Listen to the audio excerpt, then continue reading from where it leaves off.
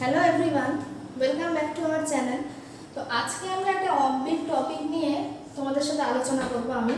সেটা হচ্ছে 9 এবং 10 এর যে আপকামিং সেকেন্ড সেমেটিভ এক্সাম, তার জন্য কি কি পড়তে হবে, গ্রামারে কি কি কভার করতে হবে, অ্যাজ ওয়েল অ্যাজ টেক্সটে কি কি করতে হবে। তো দেখো 9 আর 10 এর যেহেতু সিলেবাসের প্যাটার্নটা একই, দুটোই মধ্যশিক্ষা পর্ষদের আন্ডারে, তো সেই কারণে 9 এবং 10 এর একই রকম স্ট্র্যাটেজিতে কাজ করবে। তো প্রথম যেটায় আসি সেটা হচ্ছে টেক্সট পোর্শন।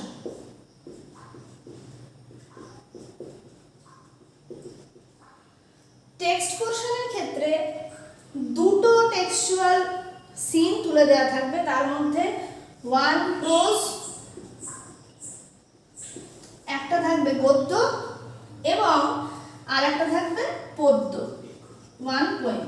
এইটাই প্যাটার্ন, মানে নর্মালি এই প্যাটার্নটাই ফলো করা উচিত, একটা প্রোজ একটা পোয়েম। এবার কি করণীয়, প্রত্যেকটা প্রোজের নাম, নেম প্লাস অথরস নেম, এইটা একদম প্রপার ওয়েতে মুখস্থ করতে হবে এবং যেখানে এটাকে যেখানে প্রযোজ্য সেখানে ইউজ করতে হবে। পোয়েমের ক্ষেত্রেও সেম, পোয়েমের name plus poet's name, vividly মনে রাখতে হবে একদম। তো প্রথম করণীয় হচ্ছে নেম প্লাস অথরস নেম এবং নেম প্লাস পোয়েটস নেম পুরো ঠোঁটস্থ করতে হবে। নেক্সট যেটা সেটা হচ্ছে read the questions carefully. Read the questions carefully. কোয়েশ্চেনটাকে পড়ে তবে গিয়ে কিন্তু তার আনসার, কখনো কিন্তু আনসারের হিসেবে কোয়েশ্চেন হবে না, অলওয়েজ কোয়েশ্চেনের হিসেবে আনসার হবে। কোয়েশ্চেন যে ল্যাঙ্গুয়েজে আছে, কোয়েশ্চেন যে টেন্সে আছে, সেই টেন্স সেই ল্যাঙ্গুয়েজ তোমাকে ফলো করতে হবে। যদি তোমাকে কোয়েশ্চেনে দেওয়া থাকে তোমার বাবার নাম কি, তখন তুমি অ্যান্সার দেবে যে আমার বাবার নাম এই। যদি তোমাকে কোয়েশ্চেনে দেওয়া থাকে যে আমার ঠাকুরদার ছেলের নাম কি, তখন কিন্তু তোমাকে সেইভাবেই লিখতে হবে। তো কোয়েশ্চেন ডিসাইড করবে যে তার আনসার কি হবে, আনসার কিন্তু কোয়েশ্চেন ডিসাইড করবে না। এইটা হচ্ছে সিন পোর্শনের প্রথম যেটুকু কিভাবে করা যায় সেটা। আর একটা হচ্ছে কোনো প্রশ্নে বললাম অথর এবং পোয়েটের নাম ইউজ করতে হতে পারে, অবশ্যই ওয়ার্ড লিমিট মাথায় রেখে 1 মার্কসের কোয়েশ্চেনে, 1 মার্কের যে কোয়েশ্চেনগুলো হয় সেখানে 9-10-এ 15 ওয়ার্ডস ইউজ করা যায়, ওয়ার্ড লিমিট হচ্ছে 15। 2 মার্কসের ক্ষেত্রে ওয়ার্ড লিমিট হচ্ছে 25। তার মানে 1 মার্কের কোয়েশ্চেনে আমি 15 to 20 ওয়ার্ডস +5 -5 এর মধ্যে রাখলেই হয়। তো 15 to 20 ওয়ার্ডস, এখানে যদি 15 এর জায়গায় 12 ওয়ার্ডস হয় তখন খুব একটা প্রবলেম নেই। আর যদি 2 মার্কসের কোয়েশ্চেন হয় তখন উইদিন 30 ওয়ার্ডস আনসার হবে। এবার কখনো এমন থাকে যে 2 মার্কসের একটা কোয়েশ্চেনকে এমনভাবে দেওয়া হলো যে সেটা যেন একদম 1 মার্কের মতো ছোট্ট একটা আনসার হলো, তখন আমার এই স্ট্র্যাটেজি কাজে আসবে যে কবি, কবিতার নাম অথবা অথরের নাম এবং যে টেক্সচুয়াল পোর্শনটা, যে সিন পোর্শনটা, প্রোজের নাম, সেটা সেক্ষেত্রে আমি ইউজ করতে পারি। তাতে কি হলো, আমার ওয়ার্ড কাউন্টটা বেড়ে যাবে, এইটা একটা লাভ হবে। আর একটা, তো এই ক্ষেত্রে যেখানে অথরের নাম ইউজ করতে হচ্ছে বা পোয়েটের নাম ইউজ করতে হচ্ছে, এখানে কতগুলো ভার্ব ইউজ করা যায়। যেমন যদি কোনো প্রোজ পোর্শন থাকে সেক্ষেত্রে রিটেন বাই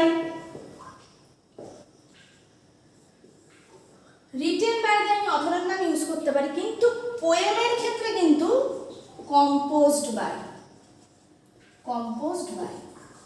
ওকে, যেখানে 2 মার্কসের কোয়েশ্চেন 1 মার্কের মতো শর্ট আনসার আসবে, সেখানে সেটাকে বাড়ানোর জন্য আমি এই পোয়েট বা পোয়েমের নেম এবং যে তোমার প্রোজের যে অংশটা তার নেম এবং অথরের নেম ইউজ করব। এবার যদি দেখা যাচ্ছে এমনি আনসারটা 2 মার্কসের একটা কোয়েশ্চেন দিয়েছে, সেখানে আলটিমেটলি মানে অটোমেটিক্যালি আমার 30 ওয়ার্ডস হয়ে যাচ্ছে, তখন কিন্তু গিয়ে আমি কোনোভাবেই এখানে কবি, কবিতার নাম বা তোমার প্রোজ বা অথরের নাম ইউজ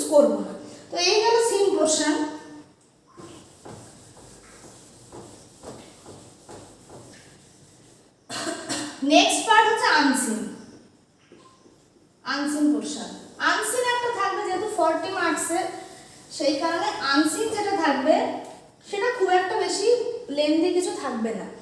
100 মার্কস মানে যেগুলো 90 মার্কসের রিটেন হয় সেখানে আনসিনটা অনেকটা বড় থাকে, কিন্তু এক্ষেত্রে শর্ট টাইপ অফ আনসিন হবে, ছোট ছোট আনসিন দেয়া থাকবে। এবার কিভাবে সেটাকে আমি কোপ আপ করব? প্রথমে ফার্স্ট অফ অল আনসিন যে সলভ করার নিয়ম সেটা হচ্ছে রিড দ্য প্যাসেজ কেয়ারফুলি।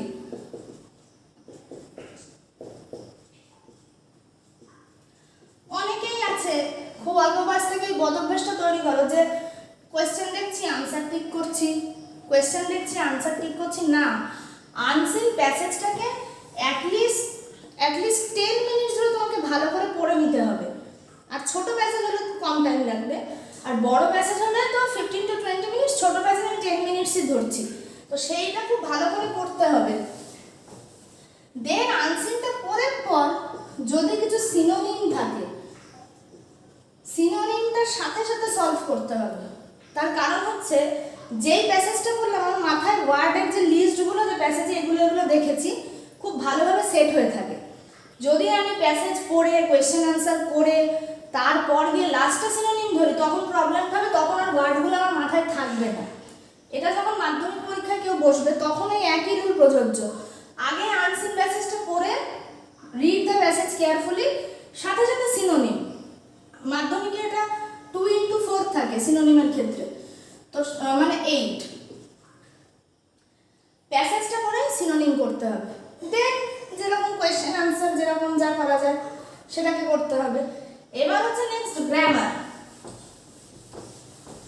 গ্রামারের যে পোর্শনটা,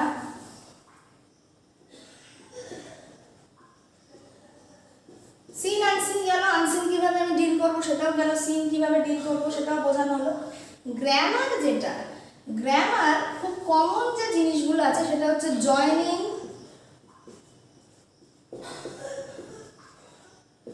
simple complex compound,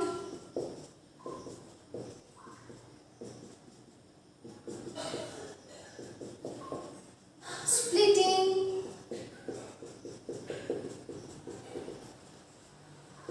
phrasal verbs. Phrasal verbs আমার প্রচুর লিস্ট আছে। আমার মানে যদি গ্রামার বই আমি দেখি তো আমার দেখবো যে মিনিমাম 1000টা ফ্রেজাল ভার্ব আছে। কোনগুলো অ্যাপ্লাই করব? যেগুলো যে কোনো প্র্যাকটিস বুক, সেই প্র্যাকটিস বুকের টোটাল সমস্ত ফ্রেজাল ভার্বগুলো যদি দেখি, দেখবো খুব কমন কিছু ফ্রেজাল ভার্ব বারবার করে রিপিট হচ্ছে, সেগুলো চেক করব এবং অনলি সেইগুলোকেই নোট ডাউন করে সেটাকে মুখস্থ করব। জয়নিং অবশ্যই যোগ করা, সেন্টেন্স একটার সাথে কিভাবে আর একটা যোগ করা হচ্ছে জয়নিং। এবং স্প্লিটিং ঠিক তার অপোজিট। স্প্লিটিং মানে জয়েন্ট সেন্টেন্সকে আলাদা করা।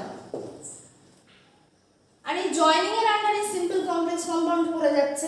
তো এইটা নিয়ে একটু আলোচনা করব। ফ্রেজাল ভার্ব কি বললাম যে একটা বই পুরো আমি হাতে নেব, যে কোনো প্র্যাকটিস বুক সেটা হতে পারে, বিভিন্ন স্কুল যেখানে দেয়া থাকে। তো সেই প্র্যাকটিস বুকটা পুরো আমি থরলি দেখলাম যে ফ্রেজাল ভার্ব, ধরো সাপোজ 40টা স্কুল আছে, সেই 40টা স্কুলে সাপোজ প্রত্যেকটা স্কুলে 4টে করে ফ্রেজাল ভার্ব আছে, 160টা ফ্রেজাল ভার্ব হওয়ার কথা, কিন্তু দেখো তার মধ্যে প্রচুর কমনস আছে। তো এই কমনগুলোকে আলাদা করে নেব এবং সেগুলো ঠিক করে পড়ে গেলেই হবে। সেটা হার্ডলি খুব ভালো ফ্রেজাল ভার্ব প্রিপেয়ার করতে গেলে 100s করলেই হয়।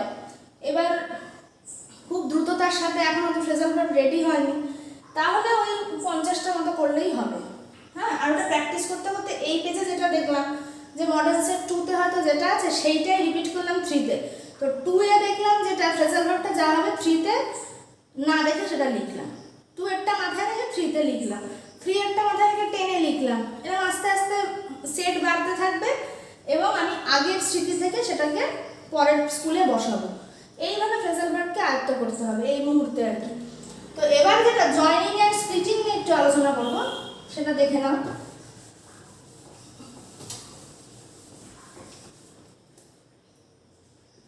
জয়নিং, ওকে, জয়নিং 3 ভাবে করা যেতে পারে। সিম্পলেও করতে পারি, সিম্পল সেন্টেন্সে দুটো সেন্টেন্সকে এক করা, ফেভিকল দিয়ে জুড়ে দেওয়ার মতো সেই জয়নিং হচ্ছে সেটা। দুটো সেন্টেন্সকে এখানে কনজাংশন বা রিলেটিভ প্রোনাউন সেই ফেভিকলের কাজ করে, যা দিয়ে কিনা জুড়ে দেওয়া হয়। তো তিন ভাবে করা যায়, সিম্পল, কমপ্লেক্স, কম্পাউন্ড। আর প্রত্যেক প্রকার তো একটা ক্লাসে দেখানো সম্ভব না, এগুলো এক একটারই জন্য তিনটে করে ক্লাস লাগবে, তিনটে ক্লাস সিম্পলের, তিনটে ক্লাস কমপ্লেক্সের, তিনটে ক্লাস কম্পাউন্ডের। তো যাই হোক, আমি তবু শর্টে বলে দিচ্ছি। সিম্পল কি কি দিয়ে করা যায়? টু, ইনফিনিটিভ, পার্টিসিপল, এইগুলো চেক করলে অনেকটা হয়ে যাবে, ঠিক আছে? Verb plus ING, verb plus ED or EN, participle. Having being দিয়ে মানে নমিনেটিভ অ্যাবসলিউট যেটা, সেটাও পার্টিসিপলের মধ্যেই পড়ে। তো নমিনেটিভ অ্যাবসলিউট আরেকটা আমি পয়েন্ট করে দিলাম। এবার এই টার্মগুলোর সাথে যদি কারোর পরিচয় না থাকে, সেক্ষেত্রে তার পক্ষে জয়েনিং করা খুব কঠিন। আর একটা করা যেতে পারে ফর দিয়ে। ফর এর পাশে সবসময় কি ভি প্লাস আইএনজি মানে ভার্ব প্লাস আইএনজি অথবা নাউন ফর্ম বসে।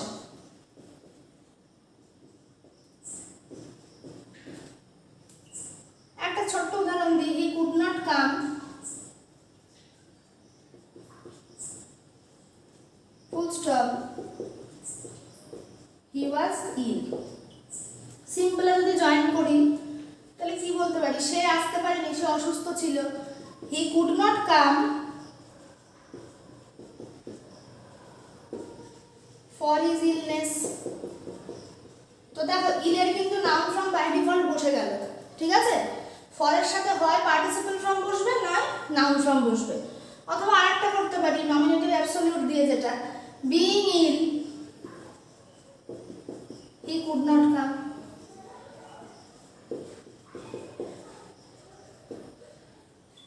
টু তো টু এর ইউজ এতদিন জানা উচিত, 9, 10 যেহেতু আলোচনা চলছে। ইনফিনিটিভ, ইনফিনিটিভ দিয়ে খুব ভালোভাবে সিম্পল সেন্টেন্স করা যায়।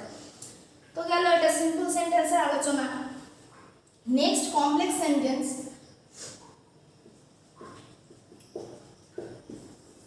কমপ্লেক্স, এখানে অনেকগুলো ব্যাপার থাকে, ক্লজের ব্যাপার আসে। হ্যাঁ, কমপ্লেক্স সেন্টেন্স একটা কথা মাথায় রাখতে হবে যে WH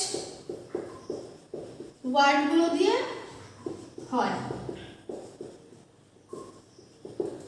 WH ওয়ার্ড গেল, এছাড়াও যা দিয়ে হয় সেটা হচ্ছে as, because, if, unless. As, because, if, unless etcetera দিয়ে হয় কমপ্লেক্স সেন্টেন্স। এগুলো এই যে যত রকমের যে অ্যাজ, বিকজ, ইফ, আনলেস অন্য রকমের দেখতে WH ওয়ার্ড বাদ দিয়ে, সেগুলো অ্যাডভার্বিয়াল ক্লজ।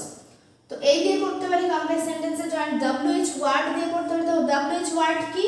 হু, কিসের সাথে বসে? ব্যক্তি। which, বস্তু। why, রিজন বা কারণ, ঠিক আছে? when, সময় বা টাইম।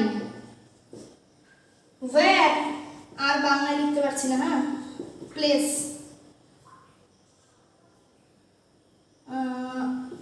হাউ, মেথড, কোনো পদ্ধতি বোঝালে। তো এই বাংলা টার্মগুলো লিখলাম না, ইংলিশগুলো জাস্ট থাকলো। Who, which, why, when, how, where, how, তাই তো? হোয়াই, রিজন হয়েছে, ওকে। তো হু তার মানে ব্যক্তি কিছু বোঝালে সেক্ষেত্রে জয়েন করতে হু বসবে। হোয়াই বস্তুর ক্ষেত্রে, হুইচ বস্তুর ক্ষেত্রে, সরি টু সে, হুইচ বস্তুর ক্ষেত্রে, হোয়াই রিজনের ক্ষেত্রে, হোয়েন টাইমের ক্ষেত্রে, ওয়্যার প্লেসের ক্ষেত্রে, হাউ মেথডের ক্ষেত্রে। আমি একটা উদাহরণ দিয়ে দিচ্ছি। Suppose he solve the some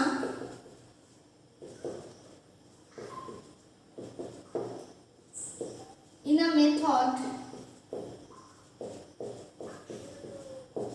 nobody knows it. তো মেথড উল্লেখ করা আছে, তার মানে হাউ। nobody knows, কি বসবে? How. How he solve the sum, এটা করা যেতে পারে। আরেকভাবে করা যেতে পারে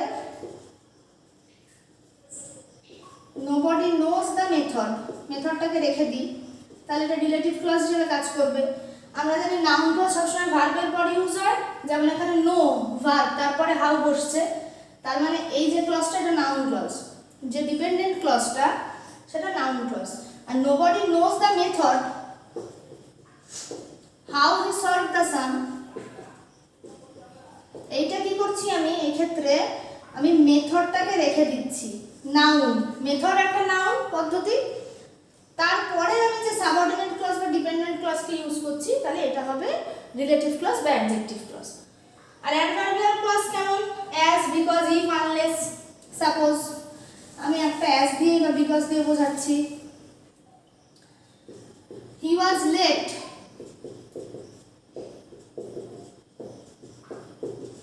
he could not attend the meeting.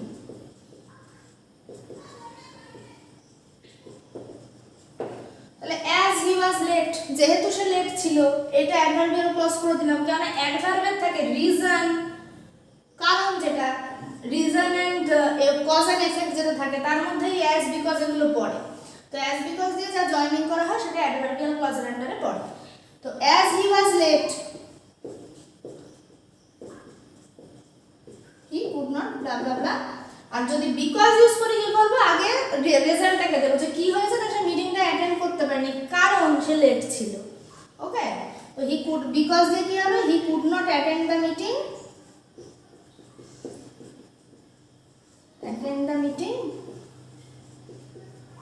Because, এবার কারণটাকে দেখাবো, বিকজ হি ওয়াজ লেট। তো ঠিক আছে, এই গেল আমার complex sentence in a nutshell. অবশ্যই আমাকে মানে ডিটেইলে আলোচনা করা হলো না, যেহেতু এটা জাস্ট লাস্ট মিনিট এক্সামের আগে। তো এরপরে আমরা যাবো কম্পাউন্ড। তো কমপ্লেক্স বোঝা গেল, কি দিয়ে করবো, WH ওয়ার্ড। অনেকে আছে বলে যে হু দিয়ে কি কমপ্লেক্স হয় না কম্পাউন্ড হয়, হু দিয়ে কি সিম্পল হয়, তো সেইটা ক্ল্যারিফাই করে দেওয়া গেল। যাই হোক, যে WH ওয়ার্ডগুলো দিয়ে কমপ্লেক্স সেন্টেন্স হয়। এছাড়াও অ্যাজ, বিকজ, ইফ, আনলেস এগুলো তো আছেই। নেক্সট হচ্ছে কম্পাউন্ড। কম্পাউন্ড, হ্যাঁ, কম্পাউন্ড হচ্ছে যত রাজ্যের conjunction and, but, or, either or, neither nor, etcetera সেগুলো। আচ্ছা, কমপ্লেক্স সেন্টেন্সের মধ্যে আরেকটা আছে দো, অল দো, লিখতে আমি ভুলে গেছিলাম, ওগুলো অ্যাডভার্বিয়াল ক্লজ, যদিও বোঝায় আর কি। তো and, but, or, either or, neither নর এইগুলো থাকলে মাথায় রাখবে যে কনজাংশন আসছে মানে সেটা কম্পাউন্ড সেন্টেন্স। কেমন, একটা উদাহরণ দিয়ে দেখিয়ে দিই। He is neither a kind person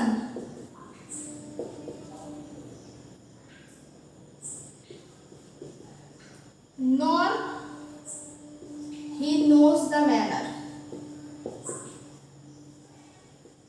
তো neither nor কে ইউজ করলাম, he is neither a kind person nor he knows the manners। না সে দয়ালু ব্যক্তি আর না সে ভদ্র, সে ম্যানার্স জানে না। ওকে, অর দিয়ে বললাম হারি, or you will miss the train। তো এই and, or, but, either or, neither nor এই দিয়ে আমার কম্পাউন্ড সেন্টেন্স হবে। লাস্ট কোশ্চেন আমার, যেটা কিনা রাইটিং স্কিল। কি কি করে যাব, এইগুলো আমাকে করে যেতে হবে, রীতিমতো প্র্যাকটিস করে যেতে হবে, যে কারণে এগুলোকে উল্লেখ করে দেয়া হবে। এছাড়া চেঞ্জ ভয়েস, ন্যারেশন এগুলো তো ছোটবেলার জিনিস। তো এরপরে যেটা, সেটা হচ্ছে রাইটিং স্কিল। রাইটিং স্কিল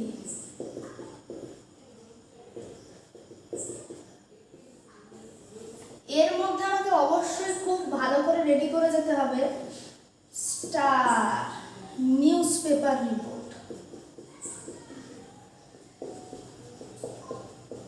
ঠিক আছে, সেকেন্ড, যা ছোটবেলা থেকে আমি করে আসছি, কনভারসেশন,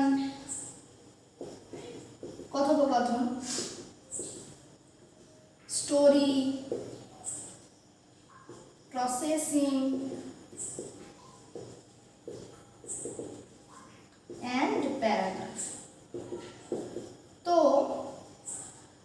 এই বাকি যে 4টে টপিক এছাড়া সামারি আসতে পারে, সামারিও আমরা মোটামুটি 7-8 পয়েন্টটা জানি সামারি কি। যদিও একটা কথা আমি বলবো, সেটা হচ্ছে সামারির পরে যে রাইটিংটা থাকবে আমি সবসময় সেটাকে অ্যাটেন্ড করব। কেননা প্রথম কথা, সামারি লিখে কখনো কাউকে তুষ্ট করা যায় না। তো সামারির সবসময় আমরা যদি অর থাকে তো খুব ভালো, অরে গিয়ে ঝাঁপিয়ে পড়বো। শুধু যদি সামারি দেয় সেক্ষেত্রে অনলি সামারি লিখতে হবে, তো সেটাও ভালো করে দেখতে হবে। এবার নিউজ পেপার রিপোর্টিংটা খুব ইম্পর্টেন্ট,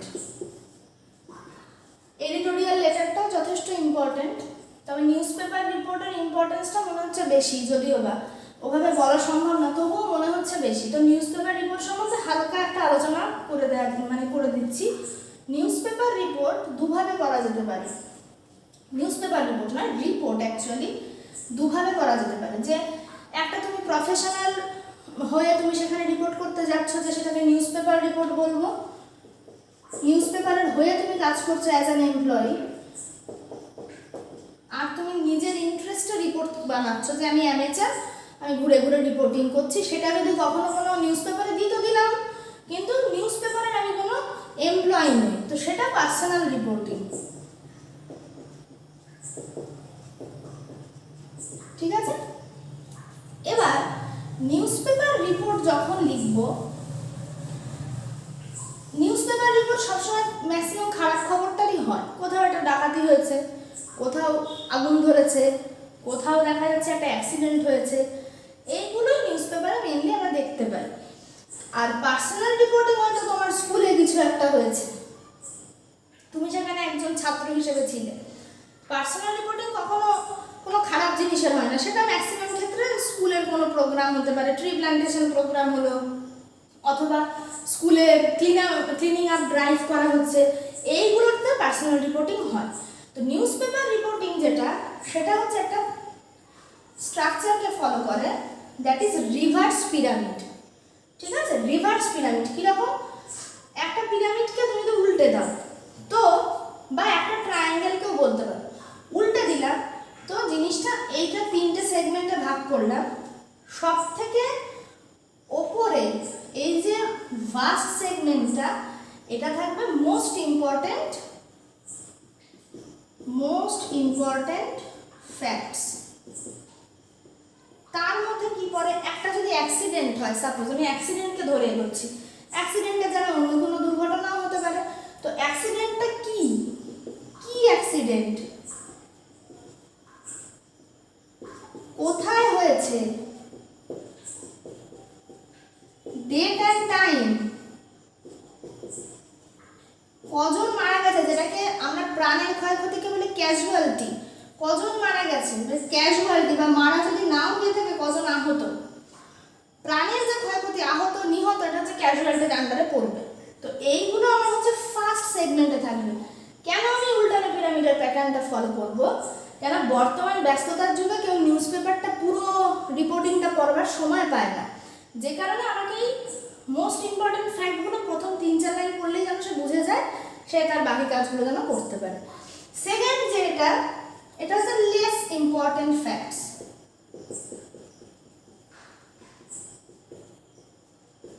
এর মধ্যে যেটা থাকবে সেটা হচ্ছে রিজন কি, কেন অ্যাক্সিডেন্টটা হলো, পুলিশ কখন পৌঁছলো,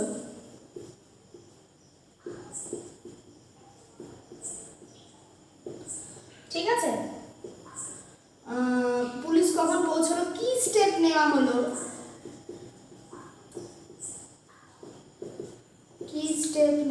ধরো কোথাও আগুন লেগে গেল, কটা দমকলের মেশিন আনা হলো, এইগুলো হচ্ছে বিষয়। কোনো আই উইটনেস, প্রত্যক্ষদর্শী কি বললো, এটা সাপোজ একটা অ্যাক্সিডেন্ট হয়েছে, সেখানে সামনে কেউ ছিল আই উইটনেস, তো সে কি বললো, ঠিক আছে, এইগুলো হচ্ছে পরের অংশে থাকবে। লাস্ট হচ্ছে গভর্নমেন্ট কি কি স্টেপ নিল।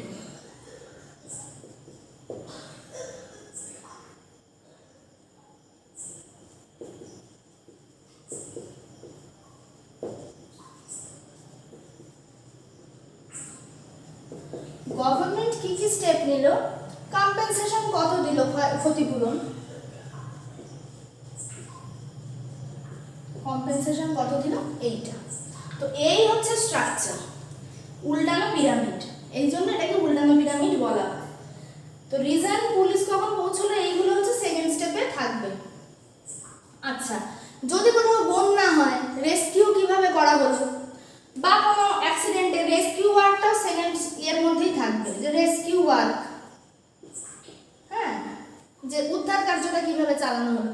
সাপোজ একটা বিল্ডিং এ আগুন লেগেছে, সেখানে যারা আটকে গেছে কিভাবে তাদের বার করা হলো, এইটা। তো এই হচ্ছে গিয়ে স্ট্রাকচার। এই স্ট্রাকচারটা যে এলাবোরেটেড ভার্সন, এই যে বলে দিলাম যে কেন এইভাবে লেখা হয়। তো একটা নিউজ পেপার রিপোর্টে, এটা অবশ্যই স্ক্রিনশট তুলে লিখে নিতে হবে। নিউজ পেপার রিপোর্ট কিভাবে লিখব, সেটা হচ্ছে একদম শুরুতে থাকবে হেডিং। আচ্ছা, হেডিংটা যেন অবশ্যই আই ক্যাচি হয়, যে সেটা তোমাকে যেন এমন হেডিং একটা তোমাকে দিতে হবে যাতে করে কিনা পাঠকের মনোভূত হয়, সে যেন টোটাল রিপোর্টটা পড়তে ইন্টারেস্ট পায়। হেডিংটা তুমি অ্যাক্সিডেন্ট হলে অ্যাক্সিডেন্ট নিয়ে দিতে পারো, আর হেডিংয়ে তুমি একটা যদি ডেড বা ডিসিজড থাকে, কেউ ডিসিজড, মৃত, তবে গিয়ে তুমি সেটা হেডিংয়ে উল্লেখ করতে পারো। যেমন বাস collided with a truck, deceased, মৃত, তুমি লিখতে পারো যে 10 died, বিসর্গ দিয়ে লিখতে পারো। নিচে থাকবে এখানে বাই আ স্টাফ রিপোর্টার,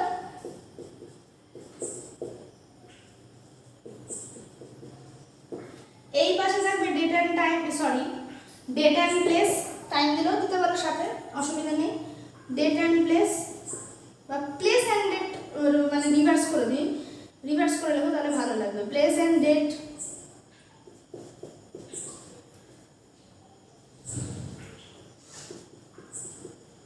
আচ্ছা ডেটটা কি লিখবো, যদি উল্লেখ করে দেওয়া থাকে দেন আমি সেই ডেটটাই ফলো করব।